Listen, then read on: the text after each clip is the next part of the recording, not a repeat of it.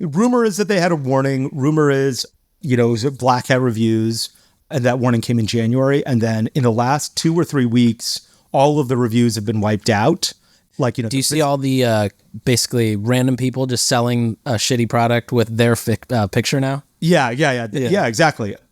I would think of 2 things about this. One is this is an opportune time if you're a greens business to be on Amazon and blast, Bloom is gone. Yeah, bid heavy. Yeah, bid heavy, become the #1 bestseller, and don't give that badge away. Yeah. Athletic Greens still isn't taking advantage of this opportunity, and they must have a reason why. But this is a good opportunity for these other guys like Amazing Greens or Country Farm Super Greens, or Gain or Simply Blossom, all of which are in the same space to take advantage of that. This is Limited Supply, the place for refreshingly real takes on what D2C is really like. We're your hosts, Nik and Moiz. Let's start talking about money.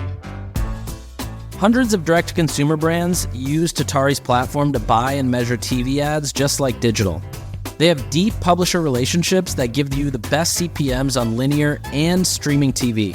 Check out their 3-minute demo video at tatari.tv/limited supply. Okay, Nick, this is episode 7, season 5, I think it is, or 4. I'm lost as to what season it is. I'm lost We too. just finished a workout, and there's a bunch of stuff to talk about. The episode that we're recording right now drops in just a couple days, so it's super topical as well.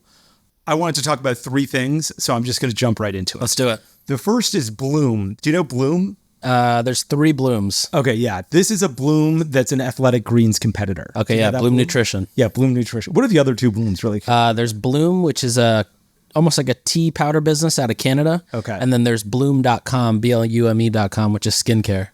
Okay, well, Bloom Nutrition just got kicked off of Amazon. Did you know that? No way. Yeah. Seriously? Yes. Look it up right now. What? They That's just got crazy. kicked off of Amazon. They were on the homepage of Amazon not too long ago.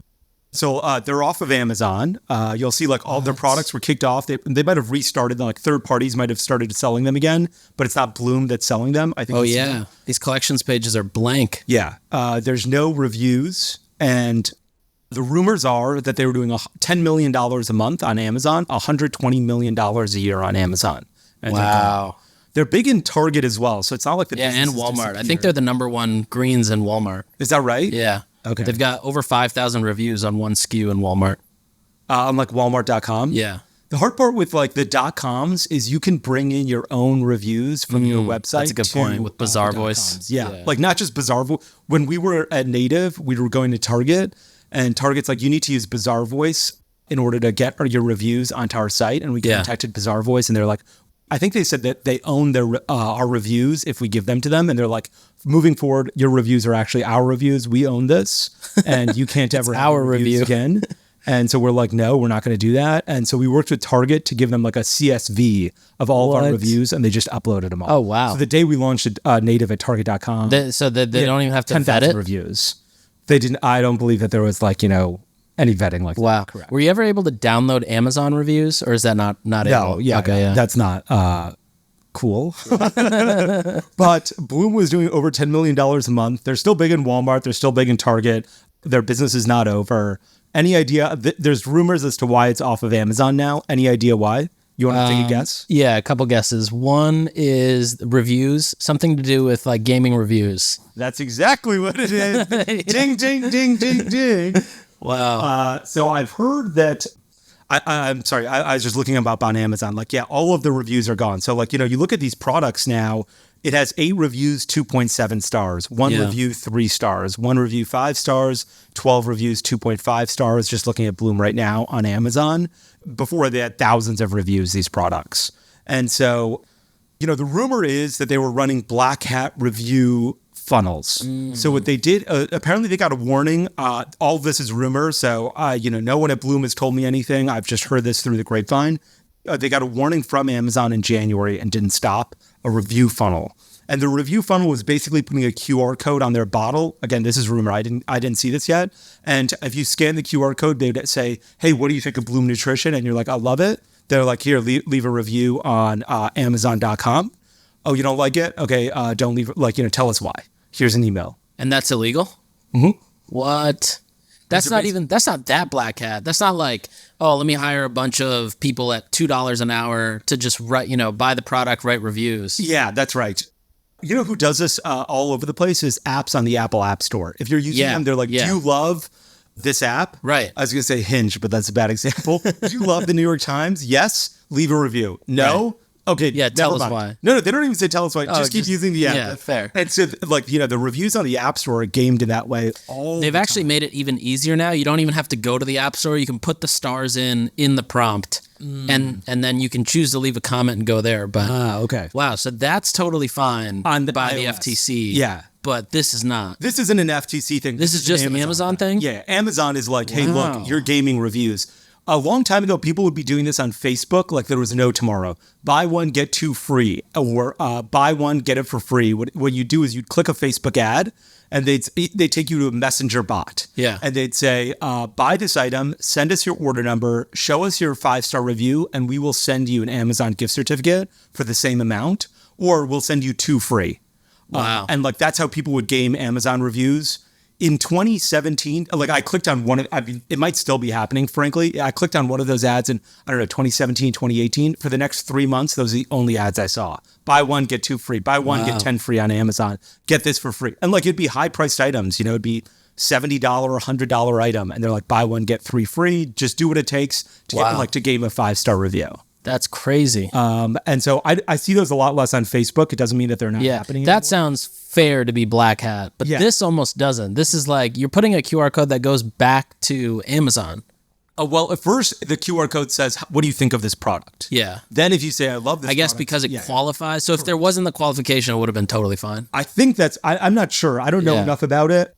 And this is all rumor as well. Yeah. So I wonder too if then they had separate variants just for Amazon versus code. Because if you go to shop this thing in Target and leave an Amazon review, that would make sense. Yes. Yeah, wow. You wouldn't be a verified purchaser, right? That kind of stuff. But apparently, rumor is that they had a warning. Rumor is, it was black hat reviews, and that warning came in January. And then in the last 2 or 3 weeks, all of the reviews have been wiped out. Do you see all the basically random people just selling a shitty product with their picture now? Yeah, exactly. I would think of 2 things about this. One is this is an opportune time if you're a greens business to be on Amazon and blasting, Bloom is gone. Yeah, bid heavy. Yeah, bid heavy, become the #1 bestseller, and don't give that badge away. Yeah. Athletic Greens still isn't taking advantage of this opportunity, and they must have a reason why. But this is a good opportunity for these other guys like Amazing Greens or Country Farm Super Greens or Gain or Simply Blossom, all of which are in the same space to take advantage of that. That is crazy. The other thing that I think about this is the reason that Amazon businesses have a discount to direct-to-consumer businesses. You still don't control your own fate on Amazon. This is a $120 million a year business on Amazon, gone in a snap. Yeah, that's crazy. Think about if you're the CEO, investor, chief marketing officer, the guy who's responsible for Amazon business at Bloom's. Yeah. If you're the guy who's you run the Amazon business for Bloom's, what the fuck are you doing right now? What are you thinking right now? Yeah. And if you're the CEO, what are you thinking right now? Right. And, if you're the investors or the board, chances are you can probably get this back in, 6 months or something, but that's $60 million. Your yearly projections are now off by $40 million. Yeah. Because presumably you won't get this back by December. I think luckily it is bootstrapped, which is one less headache for them. Oh, but good for them. Yeah, I feel so bad for the Amazon guy there. Yeah. He's probably just shitting his pants right now. That's right. Yeah. Damn. But anyway, I really think that's why these businesses have a huge discount. Amazon businesses were always trading at 2x and 3x revenue, and people were like, why is it trade at 2 or 3x revenue? It should trade at a higher multiple. 2 or 3x EBITDA should trade at a higher multiple. Why does direct-to-consumer garner a higher multiple? Yep. People would be like, okay, Amazon, you have to pay a tax to Amazon when you make a sale.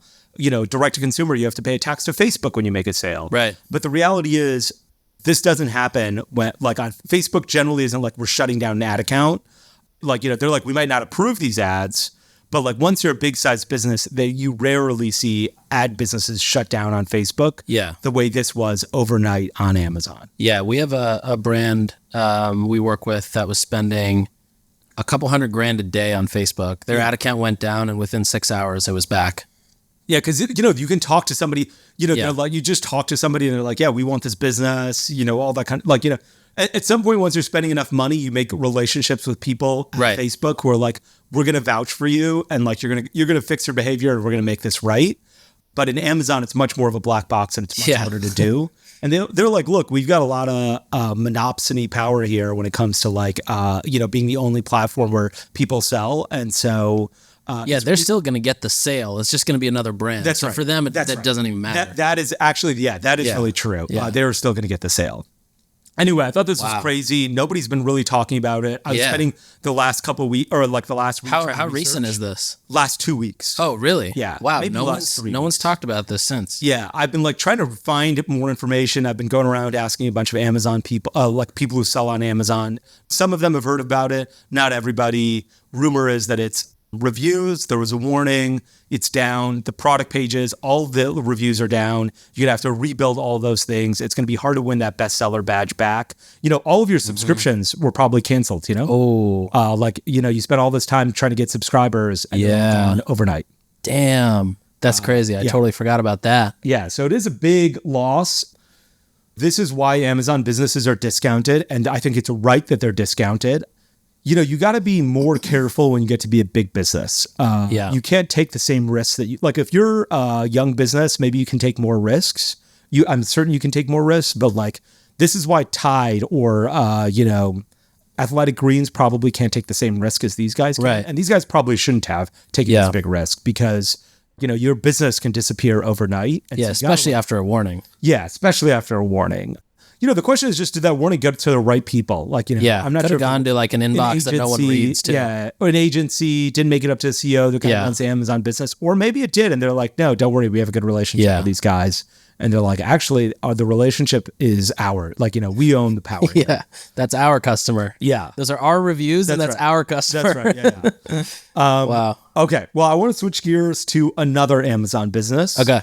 Which is called Utopia Betting. Okay. Have you heard of these guys? No. Okay, it's two Pakistani guys. Love it. And I just started reading about them.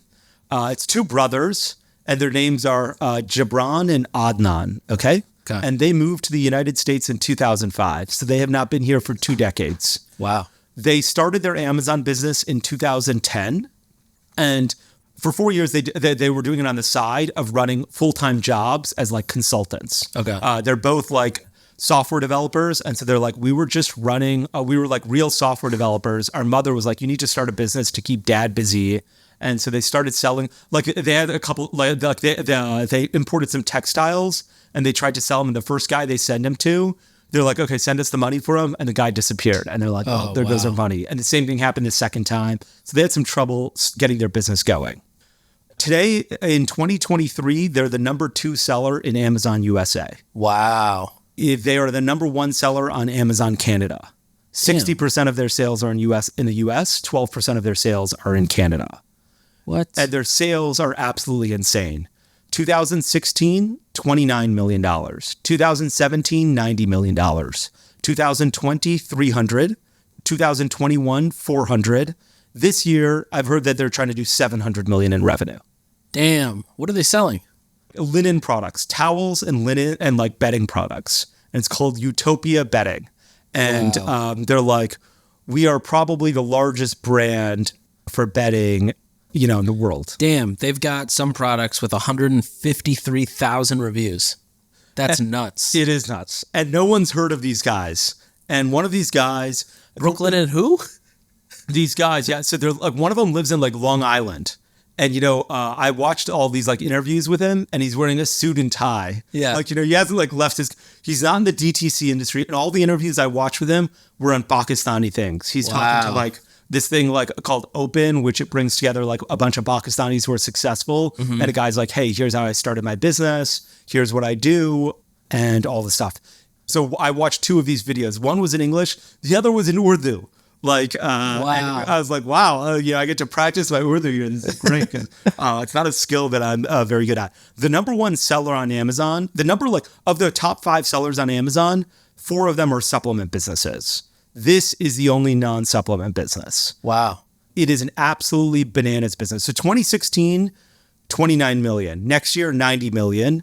Next year, 300 million. Next year, 400 million. That's crazy. I wonder, what was the year of 90 to 300?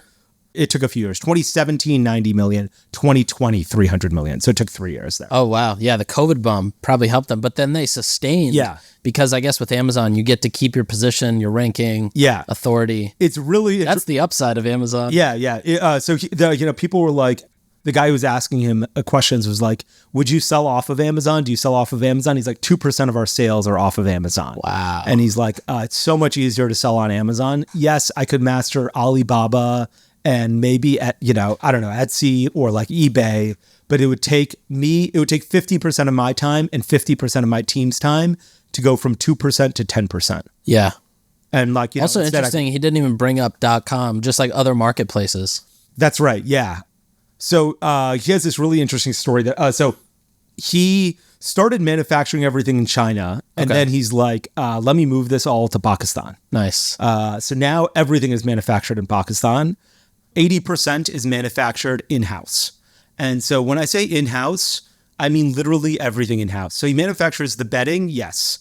But like, in pillows, he starts selling pillows. Yeah. He manufactures the filling of the pillows in-house. Wow. He manufactures insert cards, zippers. I wonder what his margins are on this. He talks about his margins, actually. So what he says is he's like, look, we're going head-to-head against Amazon on everything. Like, everyone's like, oh no, what happens if Amazon starts making this product? You're selling a laptop stand, Amazon starts making this product, they undercut you, your business is over. Yeah. You make Allbirds and Amazon starts selling that product. Right. It's an inferior product, but they start selling it at least. So everyone's worried that like it's a race to the bottom and maybe Amazon will get into this business. This guy, Adnan is like, I'm going to beat Amazon at its own business and get cheaper pricing than Amazon could possibly get. So he makes polyester. He does the knitting and weaving in-house. He does the cutting and packing in-house. He has his own warehouse and trucking. So he's literally trucking stuff himself. He has his own truck brokers in-house. He doesn't go to like a freight forward. He doesn't look for online and say, I need YRC. He doesn't go online and be like, let me find a broker to go find truckers. He's like, my guys get on the phone and get truckers themselves. He makes threads, zippers, poly bags, insert cards. Wow. He's like, we want to start making like looms. We needed looms, like water looms, which I don't really understand. But he's like, we needed water looms. And so we went to China and they were like, I don't know if they were $500,000 or $5 million a piece. I forget which he said. And he's like, this is too expensive. So we got a water loom and we figured out all the nuts and bolts, every single piece, and we manufactured the loom ourselves. So rather than go and buy it, we literally made it ourselves. It's like, it was, and he's like, it was as complicated as buying a car, figuring out every piece of the car, and then coming home and buying all those pieces separately and then building it yourself. That is crazy. And so he's like, we are going to that level of vertical integration. And he's like, we rarely work with any partners. Like, we manufacture everything in-house. We truck everything in-house. He's like, we have really high quality standards. And he's like, my brother is a software developer. And he's like, my brother is the number one software developer in the world. He's like, you could get the top 10 software developers versus my brother in a hackathon competition. And my brother would beat all 10 of these if they were all on the same team. Wow. And he's like, so we have, he's like, we've tried to get SAP software. Try and buy software and no one does a good job. We have much better software than everyone else. We have our own, we used to talk about Fulfill.io, which I'm an investor in. We have our own Fulfill.io system so that we have very little inventory. We know how much inventory, let's say we're making fabric for bed sheets, right? Yeah. But that fabric can be used across 600 different items that we have. Like it's cotton. So we know all 600 SKUs that it needs to be in. We know what colors and what dyes it needs to be in. We know how much we're manufacturing of the cotton. We know how much is at Amazon. We know how much is in trucks. We know how much is being made in each dye. So we can say, okay, this is how much cotton we need next week. And these are the dyes we need it in. Wow. And we have custom software to do all of that. That is nuts. And so he's like, we need only half of the raw materials and inventory the competitors have because we're so good at managing inventory. Wow. But we're basically one step away from growing our own fucking cotton. Yeah. And so that's why we're able to offer these prices. I would imagine because their reviews are so high and, they just pop up, they probably barely spend anything on marketing.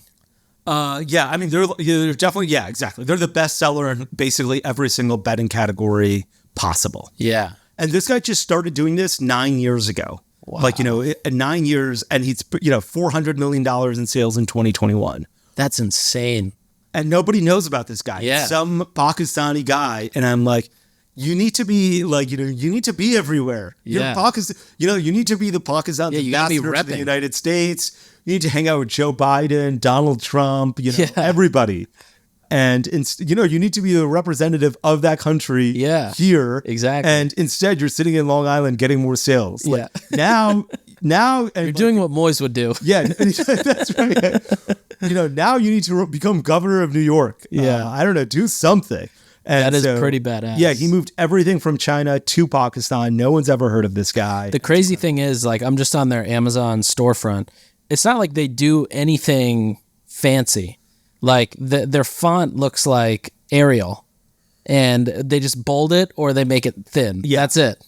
What's interesting is there's one piece that I'm not sure I agree with him on. And he's like, we're building a brand of like Utopia is a brand for betting. And at one point he's like, I think most of the people in the United States might have a Utopia betting product in their house, which is pretty crazy. But I think the reality is that like his brand, maybe he's building a brand, although I don't know if anyone knows what sheets they sleep on. People aren't like, these are Pottery Barn sheets or whatever it is, but his brand is certainly low cost and like good quality and low cost. Yeah. And this is exactly what Amazon has always hoped for, I think, as well, which is pure vertical integration where this guy's like, I'm doing everything in-house from making a box to a zipper to an insert card so that I can offer you the cheapest prices in the world. Yeah, totally. It looks like they're also on Walmart. Yeah. But they don't have as much engagement there. And then they have their own site is utopiadeals.com, which is interesting. And that gets a decent amount of traffic, not much, but it looks like an older version of an Amazon storefront, their website theme.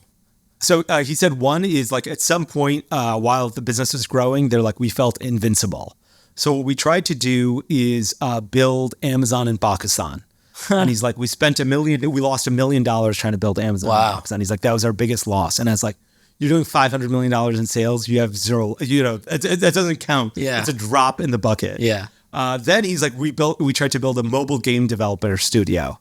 And I was like, this is insane. Cause my father was actually in textiles. Like he imported textiles from Bangladesh into the United States. Yeah. He had his own textile factory in Bangladesh. Yeah. And, we would go, there's a photo of me as a baby in that, textile mill. And I'm not entirely sure, but I think the looms were run by a guy riding a bicycle. Oh, wow. He was on a bicycle and that made the looms run. He just pedaled the bicycle. Yeah. And, it's like this guy did... That's the biggest loser of Bangladesh. I think it was me doing the bike. This guy did textiles, which my father did, mobile game developer, which my brother did, and e-commerce, which this guy's done it all. Yeah, he's got the whole stack. And all certainly the Amazon part far more successful than I did anything. And it's incredible. Like no one knows of this guy. He's making a fortune. I've never met him. I would also agree with you that I disagree that this is a brand. This is the equivalent of walking into 7-Eleven and grabbing a bottle of water when you're thirsty. Yeah. Not necessarily, I'm going to go seek out this specific bottle of water.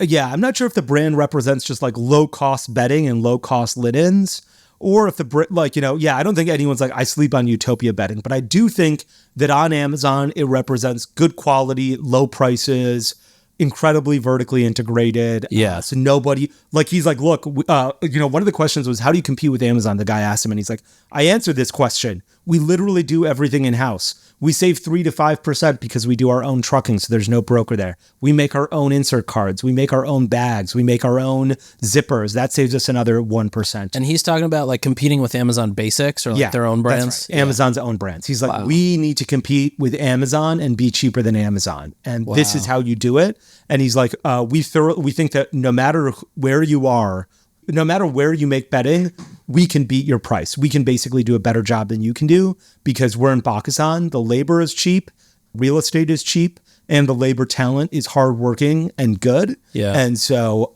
we don't care where you are. We're going to beat you. Yeah. Amazon has 17% of the number of ratings that Utopia does. Wow. For their bedding. Same product.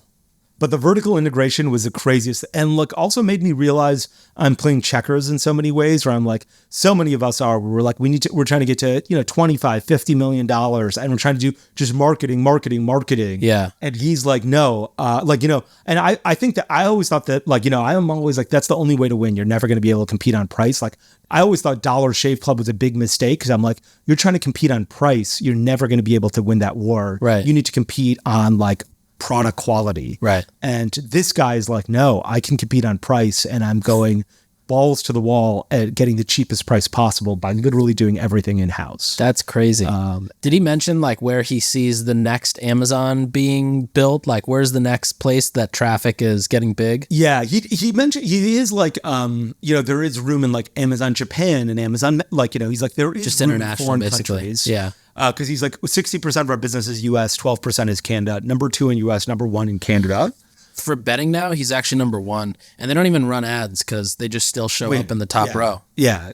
And look, there's so many reviews. Like if I saw these things, I'd be like, who should I get? This guy's a little bit more expensive and has 400 reviews, or this guy has 200,000 reviews. Like, of course, I'm gonna get it's orders of magnitude higher and cheaper. Yeah.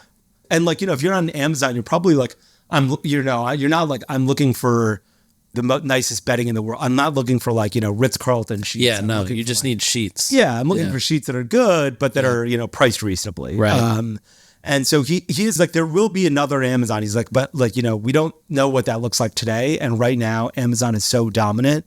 We continue to lean in rather than lean out. And wow. That's one of the things that I also liked about what he said, which he was like, everyone's like, you need to diversify off of Facebook because it's your greatest vulnerability. And that's true, but it's also your greatest strength. Mm-hmm. And so, this guy is like tripled and quadrupled and quintupled down on his greatest strength and said, vulnerability or not, I believe in Amazon. And if Amazon removes my product one day, yes, I will lose a ton of sales, but maybe so will Amazon. Right. I'm just going to abide by the rules and win on price and quality. And like we have high standards for quality and high standards for keeping a low price. And that's a win-win between Amazon and him. That's amazing. What a great story. Yeah, it's these two brothers. I couldn't believe it. I was like, he's probably a billionaire by now. I would guess yes. The other thing that it makes me think is like when I hear stories like this on a personal note, I'm like, wow, the feeling of envy never leaves me. Yeah.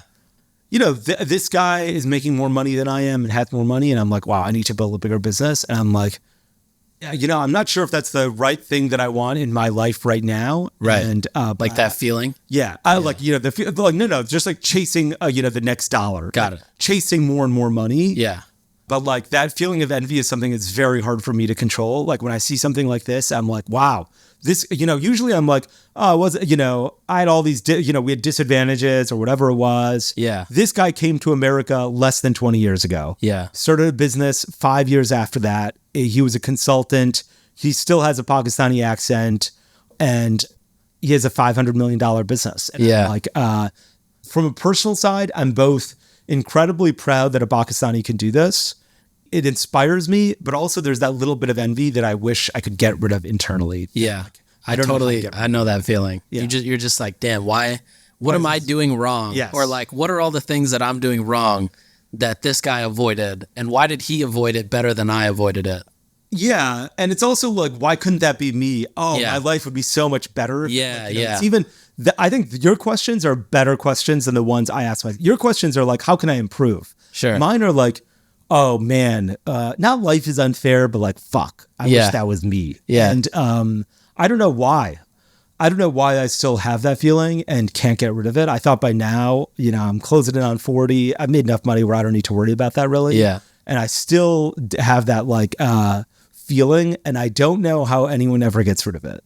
I feel like you don't. Like, I think even interviews I've heard with billionaires, they're just like, they still have that too. Yeah. I feel like there's never enough. Yeah. I think that's probably the reason they got to be billionaires. Yeah. And probably the reason they're kind of miserable. Yeah. Agreed. But I feel like you don't have that. I don't think that you feel like that way. Yeah, well, sometimes I'm like, damn, why didn't my parents buy real estate 50 years ago in San Francisco, or whenever they came? Or like in California. Yeah, but then I'm also like, all right, well, this is, like I always think, okay, this is it's somewhat of an advantage to not have that. And I think also, then I think, okay, well, my kids will be the ones that say, blah, blah, blah.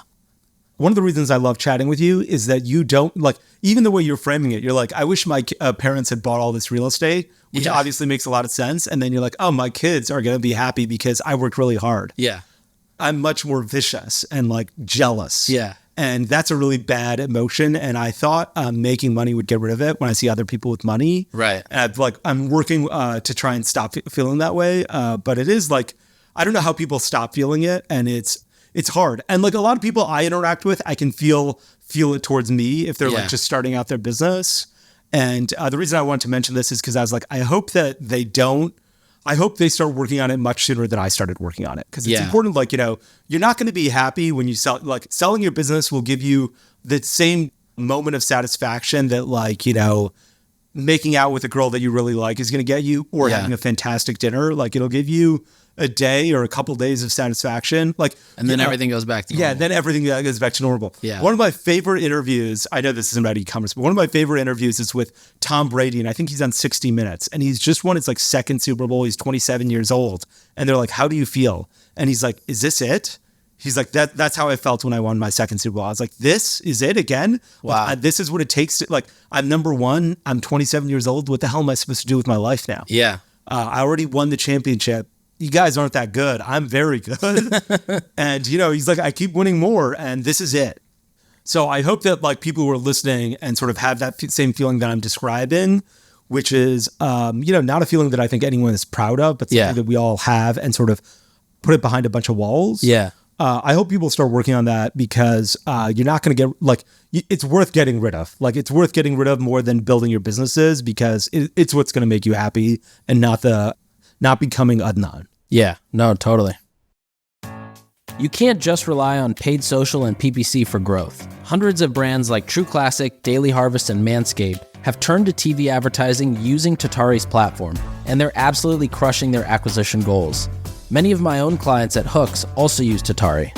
We used them while I was at Native too, and I can tell you that their team is awesome and the measurement is just like digital. So you'll see site visits, purchases, or even installs from TV. Check out their 3-minute video at tatari.tv/limited supply. Okay, last thing I want to chat about, Twinkies. Hostess was sold to Smuckers. Mm-hmm. So Hostess went bankrupt twice and then was bought like about in 2012 or 2013 by Apollo and Metropolis, which is a private equity firm. It's named after this guy named Metropolis. Mm-hmm. He was also responsible for buying Ghirardelli and Pabst Blue Ribbon. So this guy had some experience buying brands and bringing it out of bankruptcy. He bought Hostess with Apollo for $410 million. They just sold it for 10x that amount, for $4.6 billion to Smuckers. There was this article about in the Wall Street Journal, and it was really interesting. So he starts talking about how the article was a little bit about how Twinkies were born. And I'll give you 2 seconds how Twinkies were born. They were born because this company was manufacturing shortcakes with strawberry filling. And the CEO of the company was like, we can only get strawberries in the summer, but we can get bananas year round. So we're going to manufacture these shortcakes and put banana in them. And then World War II came around and bananas started getting rationed. You couldn't get bananas when you wanted, so they started putting vanilla in it. And that's how the modern Twinkie was born. Wow. These guys bought it in 2012. In 2004, before their first bankruptcy, Hostess had 34,000 employees. Today, they've got 3,000 employees. Wow. Significant decrease in staffing. But here is the magic. Basically, what happened is that Twinkies would only last, they'd only be good for 26 days based on how they were made. Mm-hmm. So this private equity firm bought it.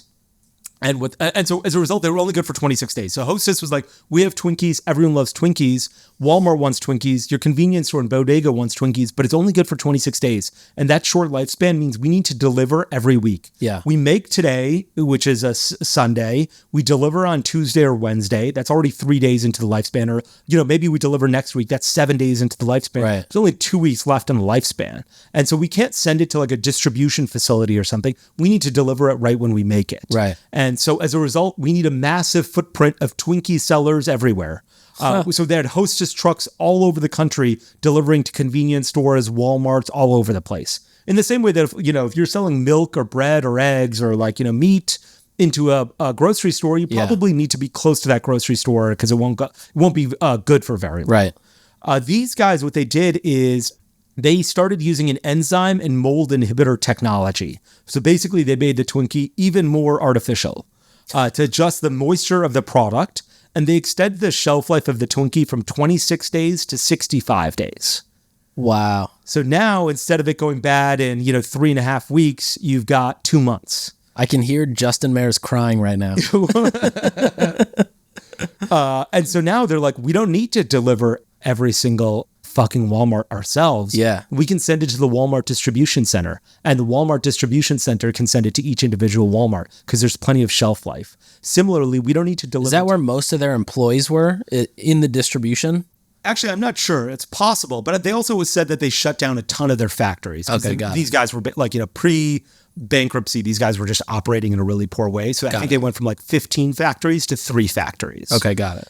But one of the reasons that they could have 3 factories now is they're like, we can just send to a distribution center. Before, you need a lot of factories because you're like, I need something near California. Right. I need something in near Minnesota. I need something in Florida. I need something because it's only got a 20-day shelf life. I can't spend 3 days in transit and then sell another. Then I'm already down to 2 weeks left. Yeah. And so now they're like, we can go to distribution centers where it's easier to serve convenience stores, especially convenience stores in the middle of nowhere. Let's say you're a convenience store in Wyoming. Before, they were like, we can't deliver to you every week. There's not enough convenience. There's not enough density here. Yeah. Now they're like, we can mail it to you. We can give it to another guy who's already supplying you other stuff. And 40% of their sales are in convenience stores. Wow. And so they sold to Smuckers, which I thought was so interesting. I was like, they're like, this was the key. We basically made the shelf life of our products longer, and that changed the business. And so they sold to Smuckers. Smuckers is we're investing big in our stacking business. Yeah. It's got $800 million a year in sales in Uncrustables, for example. Just in one brand. Uncrustables? Yeah, Uncrustables, they're like, we'll do $800 million in sales. That's crazy. This year. Yeah, they also have the Smuckers jam, the Jif peanut butter. Yeah. Milk-Bone, Folgers. Yeah, Smuckers is big, and they're trying to get more into snacking. And so I thought this was a really interesting way that they were getting into it. They paid a lot of money for Hostess, but Hostess has done this incredible job of sort of being we're now, they've also started doing innovation with products again. They have these Twinkie balls, and they're meant to be eaten in 2 quick bites. But their number one seller is a powdered donut still. Wow. Anyway, I thought this was really interesting for a few reasons. One, how their operations transformed their business. Yeah. And the other reason I found it really interesting is because I feel there's been a trend away from, I think this is happening in personal care and beauty as well, away from clean. These guys are we're leaning into sugar. Yeah, I was just thinking, this is why Ozempic keeps doing better. That's right. Yeah. But they're we're leaning into sugar because people like sugar again. They're maybe we'll have fewer treats, but we want the classics.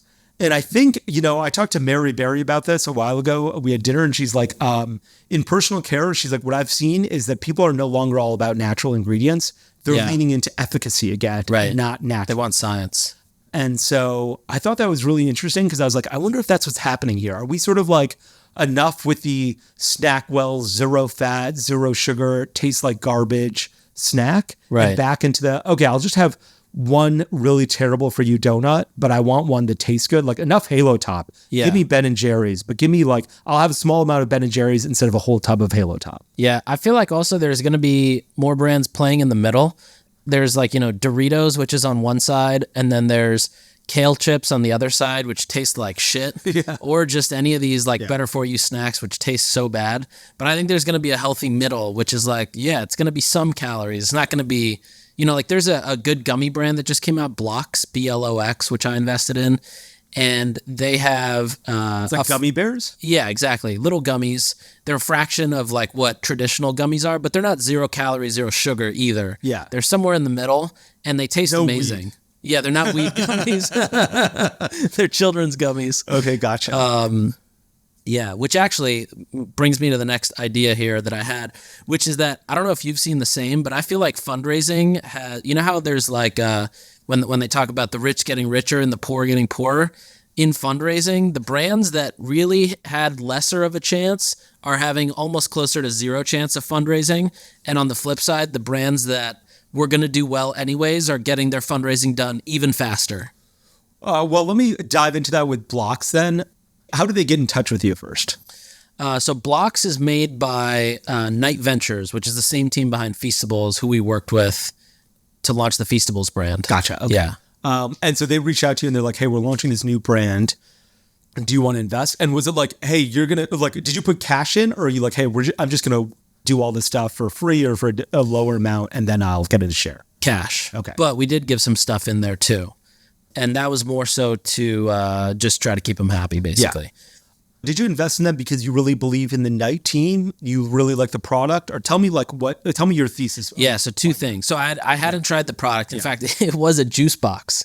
So when it launched, it was supposed to be juice boxes. But then that led to its own supply chain issues, and they pivoted to gummies, which exploded for the business. Oh, yeah. You showed me this, actually. Yeah. So the reason I liked it was actually what the punchline was here, which is the celebrity-led brands that show a path to retail almost get funded within like less than 7 days. Yeah. And they have so much overflow.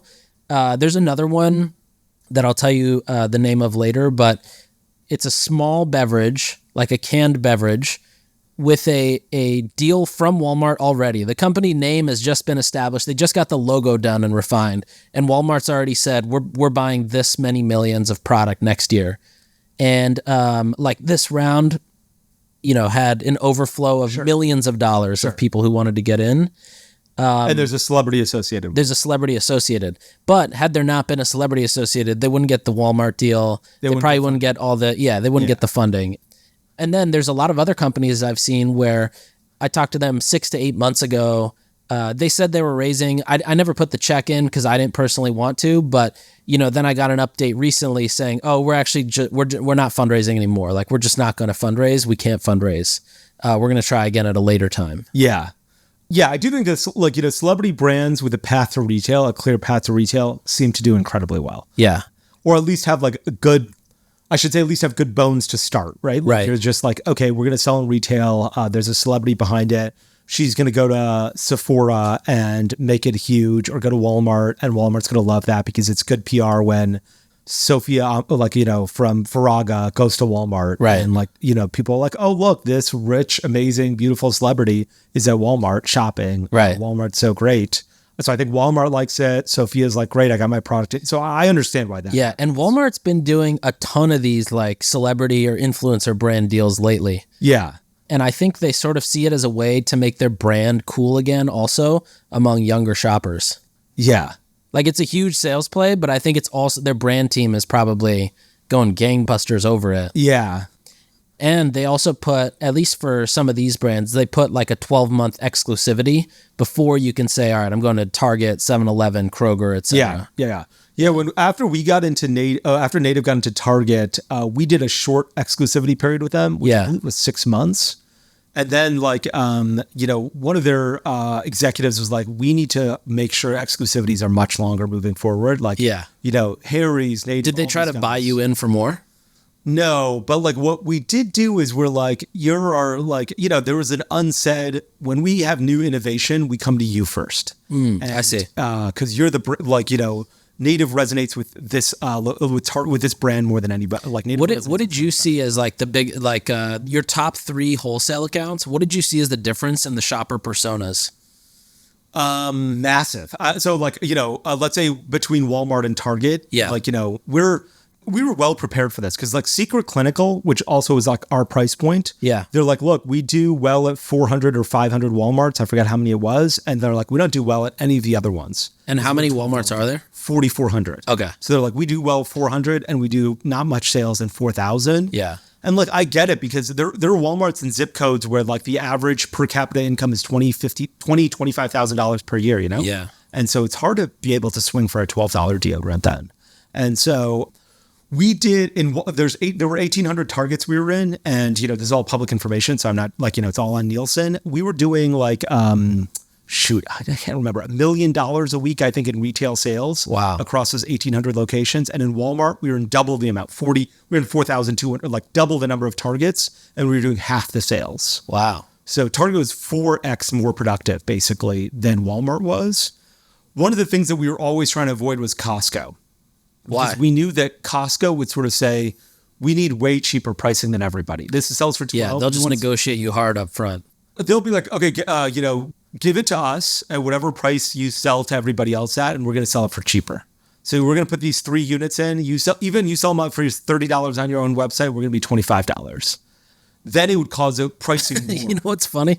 Did you pre-order your iPhone on Friday? Actually, okay. I did too. My mom texted me yesterday a Costco link. She's like, look, it's $200 cheaper on Costco. The iPhone Pro Max 15. Is it? Yeah. Fuck. I know. Costco is so good. Yeah, they're just so good. That's incredible. I might cancel my order now and reorder from Costco. $200 is a lot. It's a good amount. What color did you get? Black. Yeah, me too. I wanted to look. I feel like I normally always go for the new color, and then I just, after it comes 2 weeks later, I'm like, why didn't I just get black? Yeah, I almost got white, and then I was like, I'm going to regret it. Yeah. Black.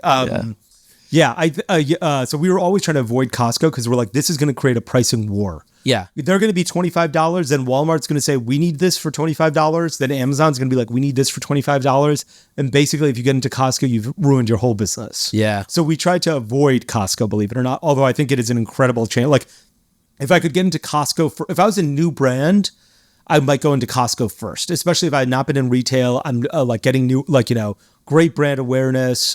People like Costco is a target shopper who's buying for a bigger family. Right. Yeah. And fully agreed. And they make, Costco is like Amazon, except you deliver it to your own house, and you care more about the brand. You know? Yeah. And so, I would have loved to get into Costco. One of our competitors did, Schmitz did. And I think they were selling 3 for $13. And we did the math and we're like, probably costs you $2 a stick. Yeah. You've got $6 here. Plus you have to create this blister pack. Basically all 3, no one buys probably 3 break even, right? You got to exactly. And so we're like, there's no margin in here. Right. What are you doing? And anyway, so I think Costco would have been tough. So you invest in this business. How many direct consumer businesses have you invested in this year? Are you this year? A lot less. Maybe less than 10. Okay. See, that's a lot. Yeah. You're doing a deal a month still. Yeah. Why have you invested in fewer this year than last year? Well, one, I think there's less good ideas that have come. I think also my sense of what's a good idea has gotten a lot more refined. Yeah. I just generally think because there is less funding happening here, there is less people that are saying, I'm going to try to go build a big business here. And so I think that's one part of it. And I think the other part is majority of the things have already been tried. There's not a lot of things that haven't been tried. And so now I think the reason celebrity brands come up a lot more is that is your edge when selling something that somebody else has already tried. I invested in Magic Spoon in a similar way. It was going to be a cereal business. It wasn't going to be something else. Yeah. I think it was pre-product, or maybe they'd sent me a bag and I was it was pre-production. So it was quite media. They were look, we're working on it. So, but here's something so that you can see what it that we're not working on it. Yeah. I was that's fair. And I really liked that the guys were second-time founders. Right. I love second-time founders because you don't have to figure out what is Klaviyo. Should I be using they've Klaviyo? made all the mistakes. Yeah. They've worked with all the bad agencies. Yeah. And they can vet. They're they'll be Criteo will email the first-time founder and be hey, we're gonna get you 4,000 sales for $4 tomorrow. And a first-time founder will be let me email you back and say, well, how are you going to do this? Yeah. And a second-time founder will reply back, go fuck yourself. Exactly. Don't talk to me. Yeah. And so I love second-time founders. And I also loved the idea. I think idea matters more than it does for a lot of other people. Do second-time founders. I agree. I do love the idea part. I feel though there's a lot of companies where I'm that was an amazing idea, but the founder, he didn't have it in him to go and grind and make it happen. Yeah. And I think that's another thing I look for is how hard is this guy going to grind or this woman going to grind? Yeah. Steph, for example, she grinds. She's in Figma designing emails for campaigns herself sometimes. Yeah. Or on the factory floor. But if, a big red flag is people who think being a founder is a cool job to have or an exciting thing. I'm going to get press. I got to set up my Instagram account. I don't want to back that guy. Yeah. It requires effort. And you get getting your hands really dirty. Yeah. Especially when you're small. Steve Jobs doesn't need to get his hands dirty. You need to get your hands dirty. Right, yeah. If you get to Steve Jobs level, you won't have to either. But let's not fake it right now. You need to get your hands dirty. Somebody asked me like last week, what's it like running a business? And I was like, you have the best day about 4 times a day and then the worst day 7 times a day. And that happens every day. That's right. Yeah, it's a roller coaster, not week by week, but hour by hour. Yeah. I think the other thing about fundraising for direct consumer businesses is that there have not been a lot of D2C businesses that have proven to be venture scalable. Like these days, I'm also agreed. like, okay, if you're raising a Series A or a Series B, let's say, I was going to say God forbid, but let's say you're raising a Series B or an A, you're like, okay, we're $20 million in. There's a lot of pref. A lot of these businesses should sell for $50 million, $75 million. Yeah. Like, is that there's a lot of risk to double my money. And I'm not I'm not sure if it's worth all that risk to double my money. There's a risk reward ratio to all of these things. And so if you're just going to double it, it's not that great. When I can get 5.5% from a U.S. Treasury, I can invest in real estate and maybe get 7 or 8%. After you told me about the Treasury stuff, every time I look at an investment, I'm like, I'd rather farm for 5%. That's right. Yeah. I mean, the U.S. government is right now, that's a very, very high interest rate. Yeah. And, it doesn't look like it's going down anytime soon. So look, that's why, 2 years ago when interest rates were 0%, you're like, I need to put money into in all of these companies. Now you're like, well, I can get 5% doing nothing with no risk. Yeah. You have to be if you're going to double my money in 5 years, the government's going to double my money in 20 years, but probably less than that. Something else, So direct consumer businesses have not proven venture scalable. Very few have proven venture scalable. Yeah, very, very few. The other thought that comes to mind too is a lot of the funds that were known for investing in some of the early winners have almost gotten so big that a $5 million check means nothing to them. That's right. Yeah. And they need outcomes that are $500 million outcomes or more than that. Yeah. To even be worth the investment. So they don't even invest in a lot of things. Sure. Yeah.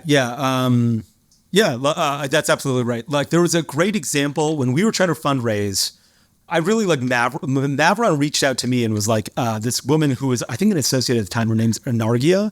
She reached out to me and was like, hey, I see your brand. Let's hang out and talk about your brand. Yeah. And I was like, how the fuck did you hear about us? We don't tell anybody. You didn't hear it from me, and I don't talk. I don't say anything. I keep my mouth padlocked. How did you hear about us? And she's like, this is my job.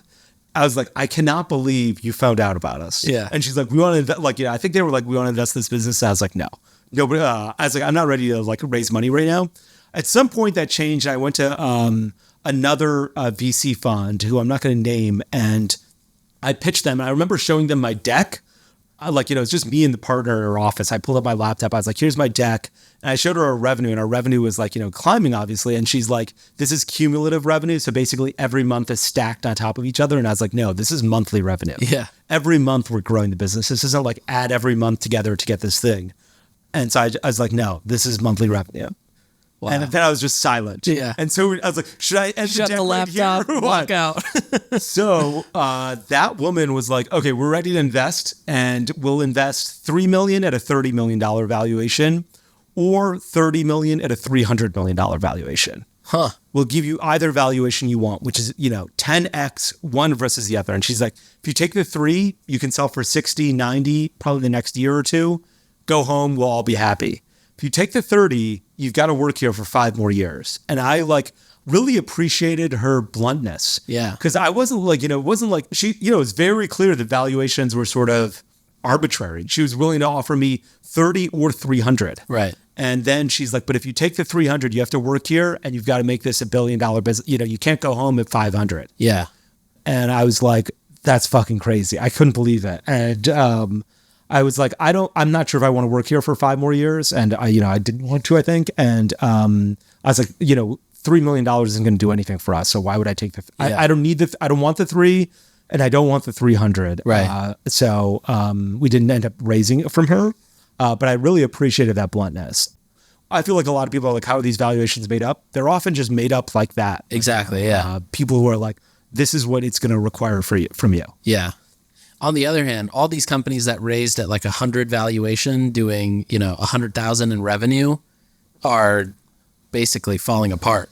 Yes. I don't know who was. I think somebody tweeted out that 40% of unicorns need to raise a down round, and 60% of unicorns need to go out of business. Did you see Instacart's down round? I saw that they're going public at like a $7 or $10 billion valuation. Right? Yeah, their valuation went down 40%. Yeah. Stripes went down a lot. A lot of these guys. And like Instacart, I think they said they have like $700 million in ad revenue. Yeah. Which is crazy. That's nuts. I got to like verify that amount, but I think that's what I remember seeing. Yeah. Stripe though, Stripe is like real estate. Like you'll still, in real estate, you're like, you still have the roof over your head. You have the asset. Stripe is always going to be processing those cards. And I wonder how much they care about valuation. Not only is it real estate, it's like real estate in Manhattan. You're like, it might go up or down, but it's sooner or later it'll go up. It's going to keep Everybody going up. will like, is going to come back. Yeah. So yeah, I agree with you. But like, a lot of these SaaS businesses are like dead men walking. Yeah. They can't raise again because they've raised a too high a valuation. Yeah. And like, you and I looked at a deal, and I won't name the business, and they were like, "Hey, yeah, we want 2020 valuations." Right. And we're like, I was like, "This is insane." Yeah. I was like, you're asking for 100x or like 50x ARR. I can't get there. Yeah, yeah. So I like, for me, valuations matter. I'm not just like, okay, this is going to be the guy that wins. I'm like, valuations matter. How am I going to 10x this money? If I have to 10x my money and you have to 200x your business, for me to 10x my money, doesn't make any sense. I'm not sure that's any of that's going to happen. Yeah. Awesome. Well, that's a wrap for episode 7. Thanks for joining us. See ya. Thanks for tuning in. We'll be back next time to cut through the noise in CPG, retail, and e-commerce. And if you enjoyed this episode, then why not share it with a friend? And be sure to subscribe wherever you listen so you don't miss the next one.